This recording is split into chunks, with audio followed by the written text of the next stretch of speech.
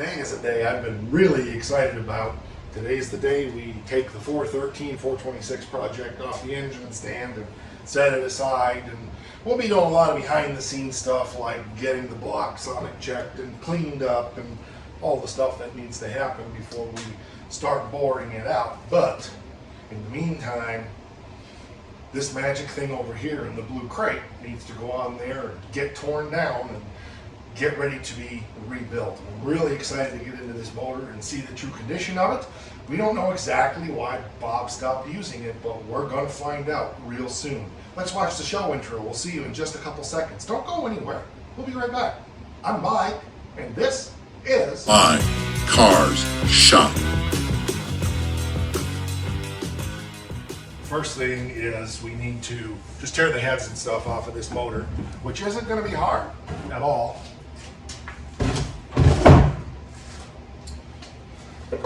Kind of get all this stuff out of the way. Lighten it up.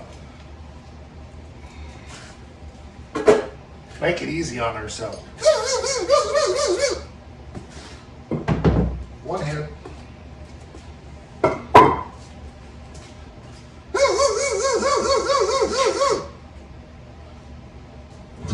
Aren't I fast? These are J-cast heads, I believe, with 202 valves. We kind of identified those before. Oh, almost forgot to pull out the distributor. Okay, so we're going to get the chain bolted on this and then pick that up and get it off a cherry picker so we can use the cherry picker over there. You know, there's just going to be, well, stuff.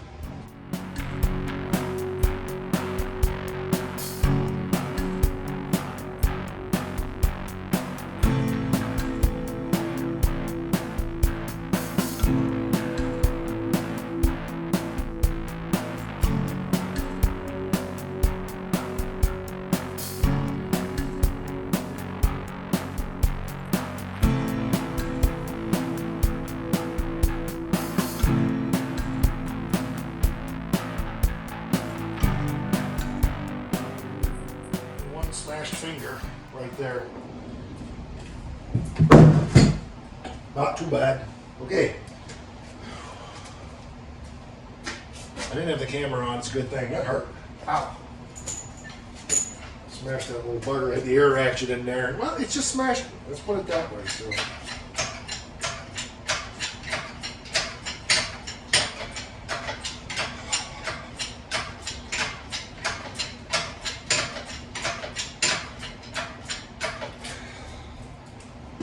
This is kind of exciting.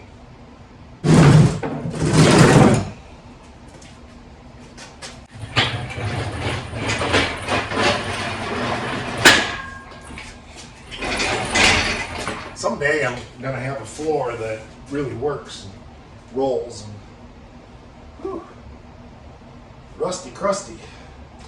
We got some cleaning to do. Hopefully these cylinders are salvageable, but she's definitely got some rust from sitting. Hopefully it turns over. I haven't checked that yet either. We'll get there. We really have no idea what was wrong with it. Ready to tune it onto a stand there and stuff.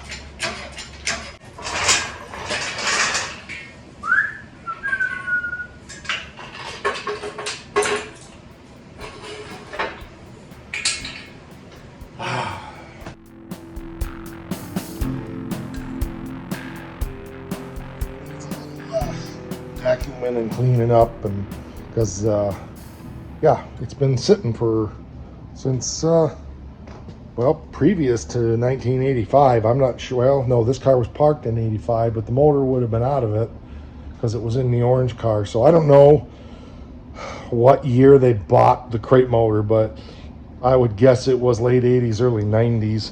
I'll look at the crate and see. But so it needs some you know, some cleaning up. And the cylinders hopefully will just hone up nice, but I don't even want to turn it until we get some vacuumage. And well, this is gonna suck. I went over and did the right thing. Remember that my friend Duddy always says to use an awl wrench whenever possible, so I'm using an awl wrench here, Duddy. Here we go. That's what we needed right there, the all wrench. Like, oh, shoot, this was a metric all wrench. Well, here we go. We're gonna suck all the fixings out of there.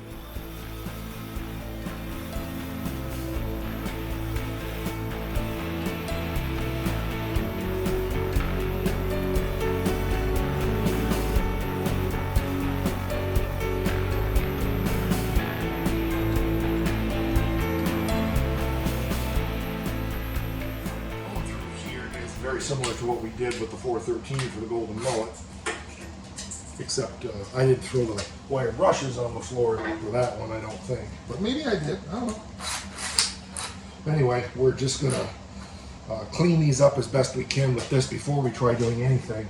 This one cylinder here, the rest of them are just a little bit of surface rust.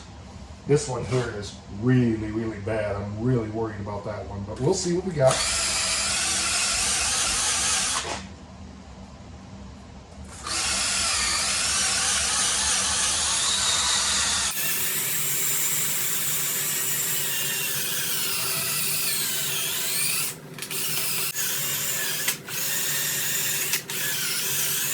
See if this motor spins at all. Hopefully it does. Oh yeah, good. Unfortunately, I think that piston is all the way to the bottom of the bore. So that's good because I can feel it, like I get right there and it's sticking, and I'm sure it's that. So I'm going to try to run my hone in there and get that cleaned up, use sandpaper, whatever I got to do. I don't want to damage the pistons in case we can reuse these. Even if we can't use them on this project, we can use them on something else unless something is broken. So, you know, 30 over 340 pistons, and they might even be forged pistons. I don't know.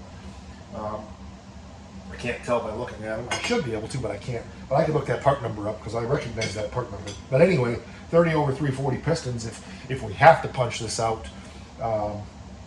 we can use these in another 340 or something. So, but all right. So yeah, it rolls good. It's just right there. It sticks, and I know it's that rust. So let me get my hone in there first, and we'll see what we can do with it. Actually, I ran the hone in there, and it cleaned it up pretty good. There she goes. A little bit rusty crusty here and there, but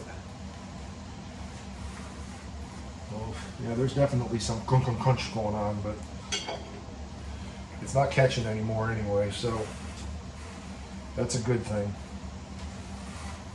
I don't want to do this too much, but I want to get a feel for what things are like. And quite honestly, if this one bore will clean up, this one here is pretty rusty too. Let's get that one down to the bottom.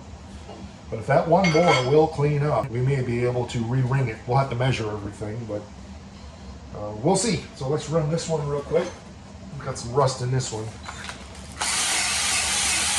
Really need to get a light hanging right here.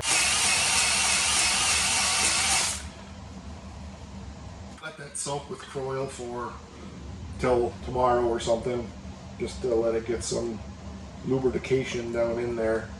Cam looks good, I think. I don't know what the cam is. We'll figure that out. But I got to drain the coolant and drain the oil, and there's just stuff. I'm pleased that it's not stuck. I didn't think it would be, but with all that mouse pee and everything, you never know. I'm really hoping that what I see over here on this cylinder, that it's going to be cleaned up enough to be able to work that way, and we won't have to bore it 40 thousandths or something, or worse, put a sleeve in it. We'll know better after we get it apart and I run a straight hone through it. Dingleberry hone is nice for, you know, final touch-up, but I really like using a straight hone, stone hone, through these things just to keep things true and see the exact condition of the cylinders. We'll have to mic everything out. I'm going to have to pick up a set of mics I don't have. This is a 4.04 bore, 4.07 actually, because it's 30 over. So 4.07, and I don't have any mics big enough for that. So we'll look at picking up some of that stuff and see what we need. But good progress for today. So I think I'm going to quit here. Let that soak. I'll be back out here again tomorrow because it's Christmas break, but I don't know if I'll be working on this or not. But I wanted to get this done, get that 413, 426 out of the way, get it ready to ship off to the machine shop at some point when that comes around. What's coming on the channel?